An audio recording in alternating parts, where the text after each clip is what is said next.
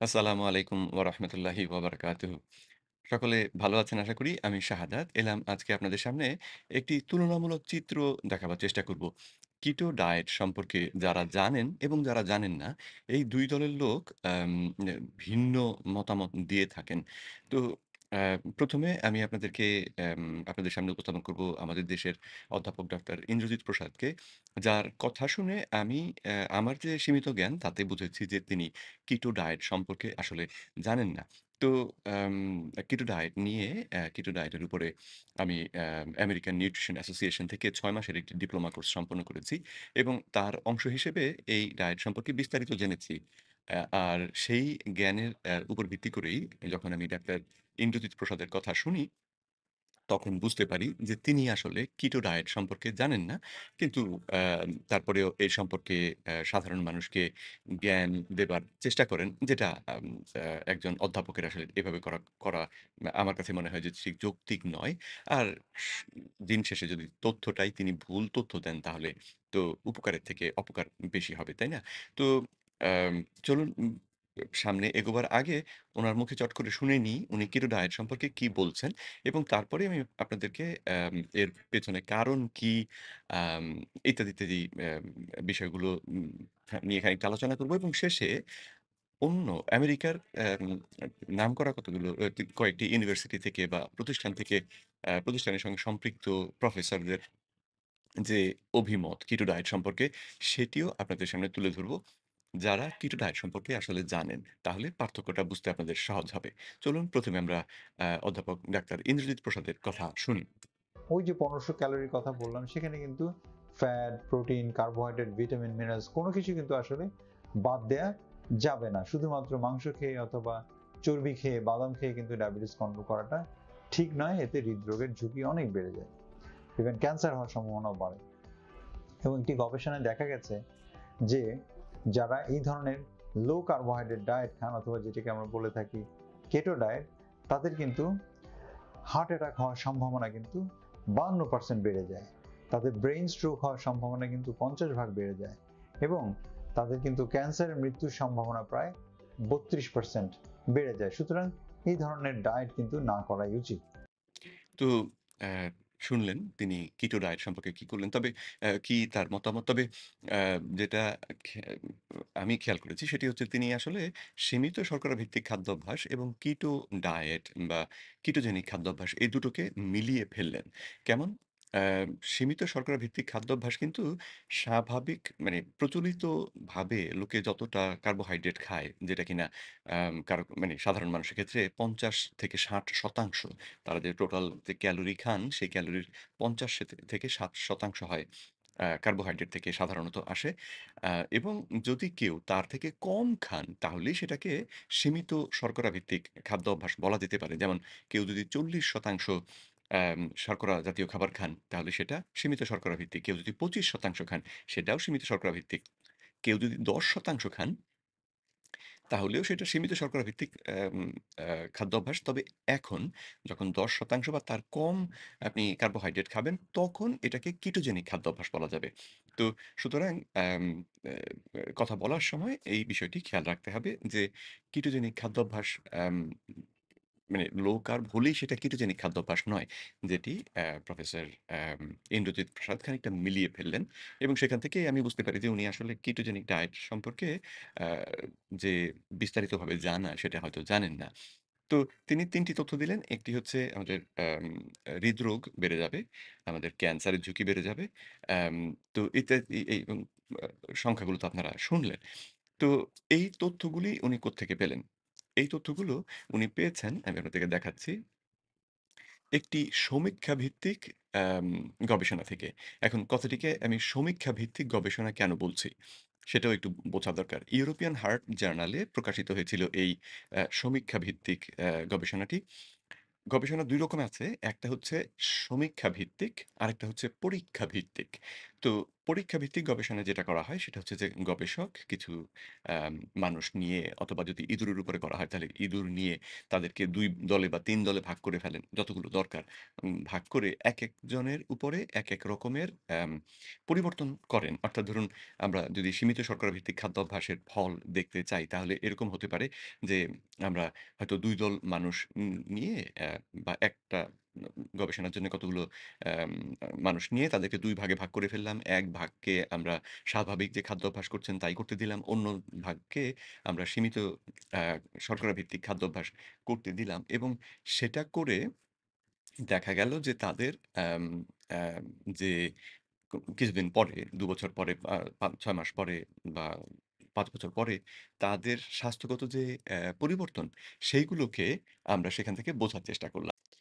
তো এবং সেখান থেকে যে ফল পাওয়া যাবে যে কার ক্ষেত্রে উপকার যদি কোনো এক দলের ক্ষেত্রে আমরা দেখলাম যে ধরুন হৃদরোগের সংখ্যা আ এক দলের মধ্যে বেশি রয়ে গেল, আরেক দলের মধ্যে কমে গেল বা এরকম যে বিষয় নিয়ে আমরা গবেষণা করছি সেই বিষয়গুলো তখন পরীক্ষা করলে আম আ সেখান থেকে যে তথ্য পাওয়া যায় এটাকে বলতে পারেন পরীক্ষা ভিত্তিক আ গবেষণা।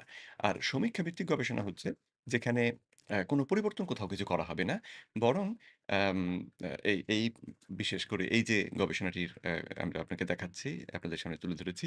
এটির ক্ষেত্রে যেটা করা হয়েছিল তারা uh national health and nutrition examination survey বা এনহেইনস এর ১৯৯৯ সাল থেকে ২০১০ সাল পর্যন্ত যে তথ্য, অর্থাৎ এই তথ্য অলরেডি ডেটাবেজের মধ্যে রাখা আছে। এই মানুষগুলো এখন কি খাচ্ছেন, কি করছেন সেটা কথা নয়। বরং তাদেরকে ১৯৯৯ সালে জিজ্ঞেস করা হয়েছিল তারা কি খান? তার উপর ভিত্তি করে সেই কথাগুলো ডেটাবেজের মধ্যে তথ্য ভান্ডারে লিখে রাখা হয়েছিল এবং এই গবেষণার গবেষকরা আম যেটা করলেন সেটা হচ্ছে সেই তথ্যগুলোকে তুলে এনে তারপরে দেখলেন যে ২০০০ আম ১৯৯৯ সালে এই লোকগুলো এই খাবার খেয়েছে বলে দাবি করেছিল। তারপর ২০১০ সালে তাদের মধ্যে কতজন হৃদরোগে মারা গেল, কতজন আম হার্টের হার্টের তো না ক্যান্সারে মারা গেল ইত্যাদি, ইত্যাদি সংখ্যাগুলোকে দেখে তারপর সেখান থেকে ইসের মাধ্যমে মানে স্ট্যাটিস্টিক্স যে বলি আমরা পরিসংখ্যানের ভিত্তিতে সেখান থেকে খুঁজে বার করার চেষ্টা যে এই খাদ্যাভ্যাসের সঙ্গে এই মানুষগুলোর যে অসুখ-বিসুখ যা হয়েছিল তার মধ্যে কোনো সম্পর্ক রয়েছে কিনা। তো এই গবেষণা বা এই যে সমীক্ষা ভিত্তিক গবেষণা আসলে গবেষণার জগতে সবথেকে দুর্বল শক্তির গবেষণা বলা হয়। অর্থাৎ আ এই গবেষণাগুলো শতকরা ৮০ থেকে ১০০ ভাগ ক্ষেত্রে ভুল তথ্য আমাদেরকে দিয়ে থাকে। শতকরা ২০% ক্ষেত্রে সঠিক তথ্য দিতেও পারে। তো এই রকমের সমীক্ষা ভিত্তিক গবেষণা করে তাহলে লাভ কি? সমীক্ষা ভিত্তিক গবেষণাগুলো করা হয় আসলে অন্য গবেষকদের জন্যে। সমীক্ষা ভিত্তিক গবেষণাতে যদি দেখা যায় যে দুটো ঘটনা সঙ্গে মানে বারবার একই সঙ্গে সংগঠিত হচ্ছে যে যে কেউ কার্বোহাইড্রেট বাড়িয়ে খাচ্ছে, তার হৃদরোগ এর সংখ্যা বেড়ে যাচ্ছে। এরকম যদি বারবার দেখা যায়, তখন আম একজন গবেষক হয়তো ঠিক করতে পারেন, ঠিক আছে তাহলে আমি এই বিষয়টিকে পরীক্ষা করে দেখব যে আসলে উচ্চ শর্করা ভিত্তিক খাদ্যাভ্যাসের সঙ্গে আম আ হৃদরোগের কোনো সরাসরি সম্পর্ক আছে কিনা। তো তখন তারা এটাকে পরীক্ষা ভিত্তিক গবেষণাতে নিয়ে কাজ করতে পারেন। তো সেজন্য এই জাতীয় গবেষণার তথ্য আসলে সাধারণ মানুষ আপনার আমার জন্যে নয়। এটি হচ্ছে গবেষকদের জন্যে। তো যাই হোক, এই গবেষণাটি থেকেই অ্যাম অ্যা এই সমীক্ষা ভিত্তিক গবেষণাটি থেকেই যেটার গুণগত মান অত্যন্ত নিম্নমানের, সেখান থেকে যে তথ্য পাওয়া গিয়েছিল, সেই তথ্যের উপর ভিত্তি করেই ডাক্তার ইন্দ্রজিৎ প্রসাদ আমাদেরকে জানালেন যে ওভারঅল মৃত্যুর ঝুঁকি বা ৩২% বেড়েছিল। কার্ডিওভাস্কুলার মৃত্যুর ঝুঁকি ৫০% এবং অ্যাম অ্যাম হার্ট অ্যাটাকের সরি স্ট্রোকের, ব্রেইন স্ট্রোকের ক্ষেত্রে ৫১% এবং ক্যান্সারের ক্ষেত্রে ৩৬% বেড়ে গিয়েছিল। তো এটা হচ্ছে সমীক্ষা ভিত্তিক গবেষণার আ দাবি। এই গবেষণাটি প্রকাশিত হয়েছিল ২০১৯ সালে। ১৯ এপ্রিল ২০১৯ সালে এই গবেষণাটি প্রকাশিত হয়েছিল। তো উম আ এবং ডাক্তার ইন্দ্রজিৎ প্রসাদের যে ভিডিওটি আমি আপনাদেরকে দেখালাম সেটি গত বছর রেকর্ড করা অর্থাৎ ২০২২ সালে রেকর্ড করা। বা প্রকাশ করা। তো ২০১৯ থেকে ২০২২ সালের মধ্যে অনেকটা সময় গিয়েছে এবং এর মধ্যে আরো গবেষণা হয়েছে। অ্যা তো সেই বিষয়গুলো সম্পর্কে এই যে লেকচারটি ডাক্তার ইন্দ্রজিৎ প্রসাদ দিলেন, সেই লেকচারের আগে সেই গবেষণাগুলো সম্পর্কেও তিনি জানবেন বা জেনে কথা বলবেন সেটা আমরা আশা করি। কিন্তু মনে হচ্ছে যে সেই ঘটনাটি ঠিক এক্ষেত্রে ঘটেনি। তো তবে এই যে কিটো ডায়েটের বিরুদ্ধে যে অ্যাম খানিকটা বিষোদাগার করা বা এটাকে ক্ষতিকর হিসেবে তুলে ধরার চেষ্টা করা, সেটা কিন্তু শুধুমাত্র যে আমাদের দেশেই হচ্ছে তাও নয়। সারা পৃথিবী জুড়েই এই অ্যা ঘটনাটি ঘটছে। যেমন আপনাদের সামনে আমি এখন দেখাচ্ছি CNN যে অ্যাম আ সংবাদ মাধ্যমটি রয়েছে, CNN এর একটি আর্টিকেল। CNN ইনফেক্ট গত ৬ তারিখে, মার্চ মাসের ৬ তারিখে ২০২৩ তারা একটি আর্টিকেল করেছেন যেখানে তারা দাবি করেছেন যে কিটো কিটো ডায়েটের মতন ডায়েট আ করলে সেটা হয়তো আম আমাদের হৃদরোগের ঝুঁকি বাড়িয়ে ফেলার সঙ্গে সম্পৃক্ত। এইরকম দাবি তারা করেছেন। তো এখানে তারা কিটো শব্দটি ব্যবহার করেছেন যেটি কিনা আসলে কি বলবো? অন্য অনেকের তুলনায় অনেক ভালো বা অ্যাম সাবধানতার সঙ্গে ব্যবহার করা শব্দ। যদিও এই শব্দটির ব্যবহারটি এখানে পুরোপুরি ভুল। কিন্তু তারপরেও তারা অন্যদের তুলনায় অনেক ভালো করেছেন। তো আ সেই গবেষণা তাদের এই আর্টিকেলটি পড়তে গিয়েই সেখানে অ্যাম যেই অ্যা ডাক্তারের গবেষণার উপর ভিত্তি করে তারা এই রিপোর্টটি লিখেছেন, সেই ডাক্তারের একটি সাক্ষাৎকার আমি খুঁজে বার করলাম। ডাক্তার আয়ুলিয়া আয়াটান। তো তার একটি সাক্ষাৎকার খুঁজে বার করলাম এই ওয়েবসাইটটিতে নাম হচ্ছে clinicaltrialresults.org তো সেখানে তিনি কথা বলছিলেন এই অ্যা ওয়েবসাইটের যে আ অথরিটি যারা তাদের সঙ্গে এবং তিনি এই যে গবেষণাটি সম্প্রতি সম্পন্ন করেছেন, যেখানে তিনি দাবি করেছেন যে অ্যা এই রকমের খাদ্য অভ্যাস তিনি অবশ্য পরিষ্কারভাবে বলেছেন সীমিত শর্করা ভিত্তিক খাদ্য অভ্যাস। তিনি কিটো ডায়েটের কথা স্পেসিফিক্যালি বলেননি। কিন্তু এই যে ওয়েবসাইটে এখানে কিন্তু পরিষ্কার তারা দাবি করেছেন যে এটা কিটো ডায়েট নিয়েই করা গবেষণা। যদিও গবেষণাটি এবার সমীক্ষা ভিত্তিক গবেষণা। সুতরাং সেই দিক থেকে এটার গুণগত মান অত্যন্ত নিম্নমান। কিন্তু সেটাকে যদি বাদও দিই, তারপরেও দেখুন এখানে দাবি করা হয়েছে যে এটা কিটো ডায়েট এর উপরে করা সমীক্ষা ভিত্তিক গবেষণা। কিন্তু আ যদি আমরা ইন্টারভিউটা শুনি, উনার নিজের মুখের থেকেই কথাগুলোকে একটু শুনি, তাহলে দেখব যে তিনি নিজে পরিষ্কার করে বলছেন যে এটা কিটো ডায়েট ভিত্তিক নয়। চলুন উনার কথা a শুনি। greater risk of incident cardiovascular events. Yeah, and I think what's important to mention is that this dietary pattern, the way that we defined it, it's a bit different than a ketogenic diet. And তিনি এই পর্যন্ত বললেন যে তারা যে dietary প্যাটার্নটি নিয়ে গবেষণাটি করেছেন, সেটি আসলে ঠিক কিটোজেনিক ডায়েট নয়। কিটোজেনিক ডায়েট থেকে একটু ভিন্ন। তো এই একটু ভিন্ন কিন্তু অনেক বড় ভিন্ন ফলের কারণ হতে পারে। একটু আগে আপনাদেরকে বললাম যে লো কার্ব মানে স্বাভাবিক কার্বোহাইড্রেটের যে মাত্রা সাধারণত আমরা খাই, তার থেকে কম হলেই সেটা লো কার্ব। কিন্তু কিটোজেনিক হতে গেলে সেটা কার্বোহাইড্রেটের মাত্রা টোটাল যে ক্যালোরি আমরা প্রতিদিন খাচ্ছি তার ১০% এর নিচে আসতে হবে। আর ডক্টর এরিক ওয়েস্টম্যান যেরকম বলেন যে, যদি কেউ প্রতিদিন ২০ গ্রাম, মাত্র ২০ গ্রামের বেশি কার্বোহাইড্রেট জাতীয় খাবার খান, তাহলে তার এই ডায়েটটা কিটো ডায়েট হবে না। সেটা সীমিত শর্করা ভিত্তিক খাদ্যাভ্যাস হবে, কিন্তু কিটো ডায়েট হবে না। কিটো ডায়েটের জন্যে কার্বোহাইড্রেটকে এইভাবেই সীমিত রাখতে হবে। যাই হোক চলুন উনার মুখে শুনি উনি কিভাবে পরিবর্তনটা করেছেন। that's why we really called it low carb, high fat diet. A keto এবং আমি এজন্য উনাকে ধন্যবাদ জানাই যে অত্যন্ত আ এ ইনি হচ্ছেন আসলে প্রকৃত জ্ঞানী। কারণ তিনি এই পার্থক্যগুলো বুঝতে পারেন। কোনটা সীমিত শর্করা ভিত্তিক খাদ্যাভ্যাস আর কোনটা keto diet. ketogenic diet usually involves quite a restriction, quite a severe restriction in carbohydrates, less than 10% of the total daily energy intake. We use less than 25%. Ketogenic খাদ্যাভ্যাসে তিনি যেটা বললেন যে টোটাল ক্যালোরি ইনটেকের ১০% বা তার কম হতে হয়, কার্বোহাইড্রেট থেকে আসতে হয়। আর যেখানে তাদের গবেষণায় যে তথ্য ব্যবহার করা হয়েছে সেখানে এই কার্বোহাইড্রেটের পরিমাণ ছিল ২৫%। বুঝতেই পারছেন যে ১০% এর কম আর ২৫% এক কথা নয়। And a ketogenic diet per se has the fat content is more than 70% of the total daily energy intake. Our diet was more than 45%. So we কিটো ডায়েটে অ্যাম চর্বি উৎস থেকে যে ক্যালোরি আসতে হয় সেটা আসতে হয় টোটাল যে ক্যালোরি খাচ্ছেন আপনি সেই ক্যালোরির ৭০% আসতে হবে চর্বি থেকে, চর্বি জাতীয় জিনিস থেকে। আর তাদের গবেষণায় যে তথ্য তারা ব্যবহার করেছেন সেখানে এটার মাত্রা ছিল ৪৫%। তাহলে কোথায় ৭০ কোথায় ৪৫, একটা আকাশ পাতাল তফাৎ, তাই না? সুতরাং এই গবেষণাটা আসলে কিটো ডায়েটের উপরে করা গবেষণা নয়।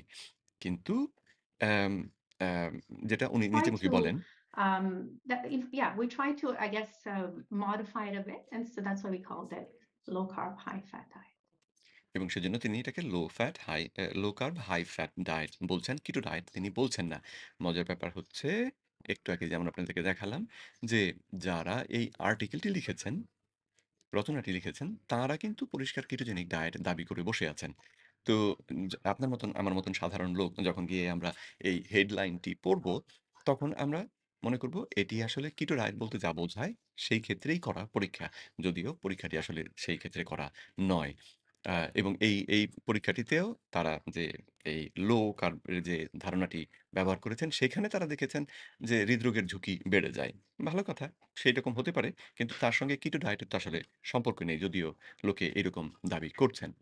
তো এরপরে আমি আপনাদেরকে এখন দেখাবো আরেকটি গবেষণা, যেই গবেষণাতে আম এটা ২০২২ সালে প্রকাশিত গবেষণা এবং এই গবেষণায় তারা দেখিয়েছেন যে কিটো ডায়েট ব্যবহার করে আসলে হৃদরোগ এবং ক্যান্সারের ক্ষেত্রে আসলে উপকার দেখা গিয়েছে। বা আ পরীক্ষা ভিত্তিক যে গবেষণাগুলো করা হয়েছে, সমীক্ষা ভিত্তিক নয়, আ পরীক্ষা ভিত্তিক গবেষণায় তারা পেয়েছেন যে কিটোজেনিক খাদ্যাভ্যাস হৃদরোগীদের এবং ক্যান্সার রোগীদের উপকার করছে। তো টাইটেল তো দেখতেই পাচ্ছেন স্টাডিটার। আপনারা স্টাডিটা নিজেরাও দেখে নিতে পারবেন। আমি অ্যা সোজাসুজি চলে যাব এটার যে হৃদরোগের অংশটা সেখানে আ কিভাবে কিটোন তৈরি হয় ইত্যাদি অনেক কিছু তারা বললেন। এখানে তাদের কথাটা আমি একটু পড়ে শোনাই। তারা বলছেন যে, "The effect of dietary intake on the cardiovascular system has been studied more than other physiological functions.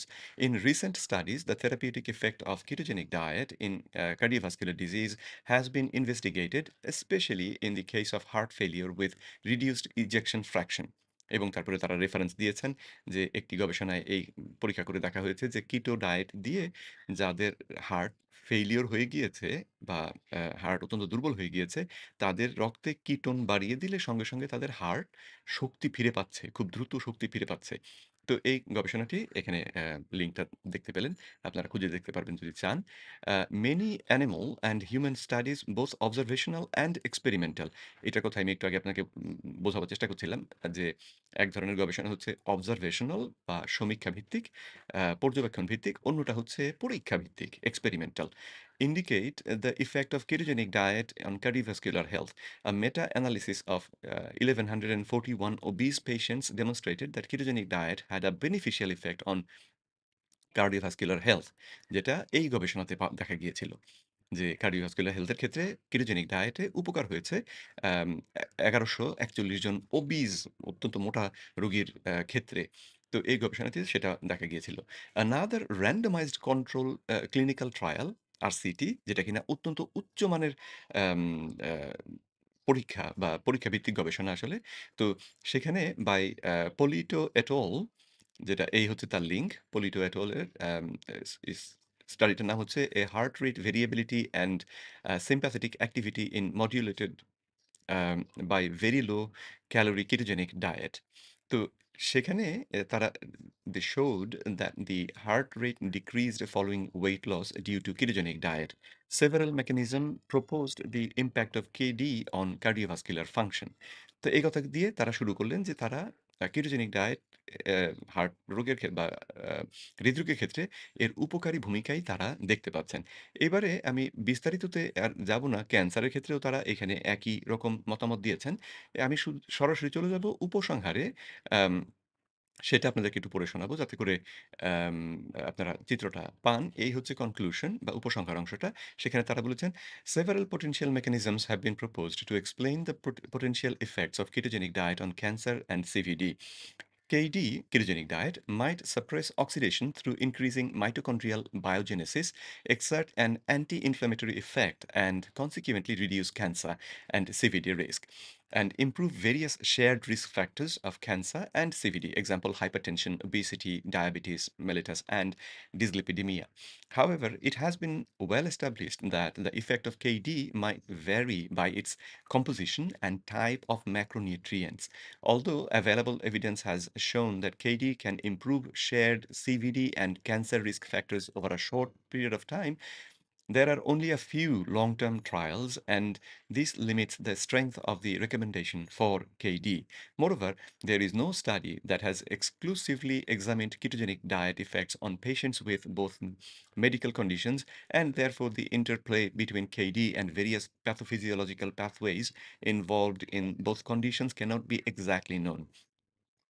In addition, adherence to such a restrictive diet is difficult for children and older adults, and even adults for the long term. Therefore, an alternative diet might be a more appropriate approach to managing metabolic abnormalities. It was suggested that the future studies examine ketogenic diet effect in people with different age groups, follow participants and their adherence rate for a longer period, and compare the efficacy of ketogenic diet with other healthy diets. For example, dietary approach to stop hypertension dash or Mediterranean diet to improve various risk factors. তো আশা করি বুঝতে পারছেন যে তারা পরিষ্কার এই পর্যন্ত আম যেটা দেখালেন সেটা হচ্ছে যে কার্ডিওভাস্কুলার রোগের ক্ষেত্রে কেটোজেনিক ডায়েট উপকারী ভূমিকা রাখছে। ক্যান্সারের ক্ষেত্রেও কেটোজেনিক ডায়েট সহযোগী ভূমিকা রাখছে। কিন্তু বিষয়টাকে তারা তারপরেও বলার চেষ্টা করছেন যে এটাকে দীর্ঘমেয়াদে আরো গবেষণা করে বিষয়টি সম্পর্কে আরো নিশ্চিত হয়ে তারপরে হয়তো রোগীদেরকে আমরা পরিষ্কার বলতে পারবো যে আপনি কেটোজেনিক ডায়েট করুন বা করবেন না। তো সেই বিষয়ে আরো গবেষণা হওয়া দরকার। অন্য যে খাদ্যাভ্যাসগুলো আছে তার সঙ্গে তুলনা হওয়া দরকার।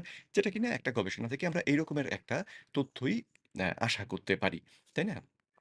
তো আ এই যে ২০২২ সালের অগাস্ট মাসে প্রকাশিত গবেষণাটি এ বা গবেষণা প্রতিবেদনটি, এই প্রতিবেদন থেকে তাহলে আমরা জানলাম যে কেটোজেনিক খাদ্য অভ্যাস যে আমাদের জন্যে আম আ উপকারী ক্যান্সার রোগের ক্ষেত্রে এবং হার্ট ফেইলিউর এর মানে হৃদরোগের ক্ষেত্রে উপকারী, সে বিষয়টি আমরা এখান থেকে জানলাম যেটি ২৫শে অগাস্ট ২০২২ সালে প্রকাশিত হয়েছে।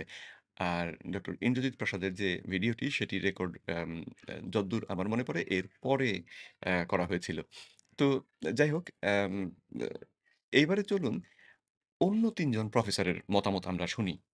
এবারে ৩ জন ভিন্ন প্রফেসর আমেরিকার হার্ভার্ড ইউনিভার্সিটি, ডিউক ইউনিভার্সিটি এবং বস্টন কলেজ। এই ৩ টি প্রতিষ্ঠানের ৩ জন প্রফেসর এবং তাদের মধ্যে ২ জন আবার ডাক্তার এবং প্রফেসর। তাদের মতামত শুনি কিটো ডায়েট সম্পর্কে তারা কি বলেন এবং আশা করি চিত্রটি তখন আপনাদের সামনে পরিষ্কার হবে। ১ম এ নিয়ে আসছি আপনাদের সামনে প্রফেসর ক্রিস পালমার। তাকে তিনি um uh Harvard uh medicine school of মেডিসিনের সঙ্গে সম্পৃক্ত একজন সাইকিয়াট্রিস্ট হিসেবে তিনি রয়েছেন। চলুন তার মুখেই তার অভিজ্ঞতার কথা শুনি কিটোজেনিক ডায়েট সম্পর্কে। Graduate and continuing education there and an assistant professor of psychiatry. Most of my career has been spent doing research, education, and clinical work. So I've been lucky in that I get to do all three things. My day job at the hospital is actually education. I'm an educational administrator. And my hobby over the last probably 10 years in particular has been pioneering the use of the ketogenic diet in people with treatment refractory mental illness. I came upon a lot of this through serendipity. চট করে এগিয়ে যাবার আগে বলে রাখি তাহলে তিনি পরিষ্কার যেটা বললেন যে তিনি গত ১০ বছর বা তার বেশি সময় থেকে কিটোজেনিক ডায়েট আ মেন্টাল রোগ যাদের আছে, মানসিক রোগ যাদের আছে, তাদের ক্ষেত্রে এর প্রভাব কিরকম সেই বিষয়টি নিয়েই তিনি গবেষণা করছেন। আ বিশেষ করে গবেষণা করছেন। তো এবং যাদের ক্ষেত্রে প্রচলিত যে ঔষধ, প্রচলিত চিকিৎসা ব্যবস্থায় যে ঔষধ দেয়া হয়, সেই ঔষধগুলো যাদের ক্ষেত্রে আর কাজ করে না, এইরকম রোগীদের ক্ষেত্রে তিনি কেটোজেনিক ডায়েট ব্যবহার করছেন এবং করে চমৎকার ফল পেয়েছেন। আর তিনি নিজে ব্যক্তিগতভাবেও কেটোজেনিক ডায়েট নিজের জীবনে ব্যবহার করেন। Quite honestly, I went on a low carbohydrate diet over 20 years ago for my own metabolic health because I had metabolic syndrome when I was only in my 20s. Lo and behold, I improved my metabolic syndrome. My blood pressure went down, my cholesterol got better, everything got better. তাহলে লো carbohydrate diet করে তার স্বাস্থ্যগত যে প্যারামিটারগুলো সবগুলো ভালোর দিকে গেল। But the thing I noticed was that, gosh, I have more energy and motivation. I feel great. I'm sleeping well. This is really weird because I've never been like this in my whole life. Low carbohydrate diet করার পরে তার অ্যাম মানসিক এই পরিবর্তনগুলো হলো। তিনি ভালো ঘুমোতে পারতেন। তার শক্তি বেড়ে গেল। তার মনের মধ্যে যে উৎসাহ, কাজের উৎসাহ, উদ্দীপনা সেটা বেড়ে গেল। যেটা তিনি এর আগে কখনো অনুভব করেননি। এই যে ২০ বছর আগে লো কার্বোহাইড্রেট ডায়েট শুরু করলেন। তার আগে তিনি এইরকম অনুভব করেননি। And I started to wonder, could this help some of my patients with treatment resistant depression who've tried dozens of medications, even ECT, years of psychotherapy, nothing's working for them. And so about 18 to 20 years ago, I started using it in them. Lo and behold, it worked for some of them. Not everybody was able to do it, didn't work for absolutely everyone, but it was working. তাহলে শুনলেন যে তিনি আ প্রায় ২০ বছর আগে যখন তার নিজের স্বাস্থ্যের উন্নতি হলো, তখন ভাবলেন যে যেই রোগীরা যাদেরকে কোনো ঔষধ দিয়ে আর কোনো কাজ হচ্ছে না, তাদের কোনো উপকার করা যাচ্ছে না, তাদের ক্ষেত্রে কিটো ডায়েট ব্যবহার করলে কি ফল হয়? এবং ফল যেটা দেখলেন সেটা হচ্ছে তাদের উপকার হচ্ছে। সকলের হচ্ছে তা নয়, সকলে এটা করতে পারছে তাও নয়। কিন্তু যারা করতে পারছে তাদের মানসিক রোগের অনেক উন্নতি হচ্ছে। তো সেই দেখেই তিনি এই বিষয়ে আগ্রহী হলেন এবং তার রোগীদের ক্ষেত্রে এই পদ্ধতি ব্যবহার করলেন এবং এই বিষয়ে তিনি এখন গবেষণা চালিয়ে যাচ্ছেন এবং এই বিষয়ে সবথেকে বড় মানে মানসিক রোগের ক্ষেত্রে কিটোজেনিক খাদ্যাভ্যাস ব্যবহারের যে উপকারিতা, সেই বিষয়ে ডক্টর ক্রিস পালমারি হচ্ছেন খুব সম্ভবত পৃথিবীতে এখন সবথেকে বেশি জ্ঞানী লোক। তো উনার কথা তাহলে শুনলাম। আ আমি আপনারা চাইলে পুরো ভিডিওটা দেখে নিতে পারেন। এখানে অনেক কিছু শিখবার মতন রয়েছে। কিন্তু সময় স্বল্পতার কারণে আমি শর্ট করে দিচ্ছি। তো এবারে চলুন ২য় তে আমরা যাই আম আমাদের আ ২য় যে প্রফেসর তার কাছে। প্রফেসর টমাস সেফ্রিড তিনি বোস্টন কলেজের প্রফেসর। Okay. শুরুতে যা All cancer.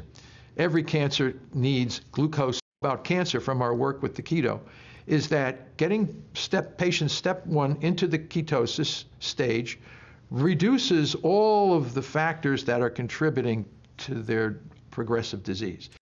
তিনি বললেন যে তাদের পরীক্ষায় এটা সমীক্ষায় নয়, পরীক্ষায় তারা দেখেছেন যে আ যদি রোগীকে রোগ ধরা পড়ার পরেই ক্যান্সার রোগ ধরা পড়ার পরেই তাকে যদি কিটোসিস অবস্থায় নিয়ে যাওয়া যায়, তার দেহে যদি কিটোনের মাত্রা বাড়ানোর অর্থাৎ কিটো ডায়েটের মধ্যে অভ্যস্ত করে ফেলা যায়, তাহলে তাদের রোগ বাড়ার যে গতি সেটা কমে যায়।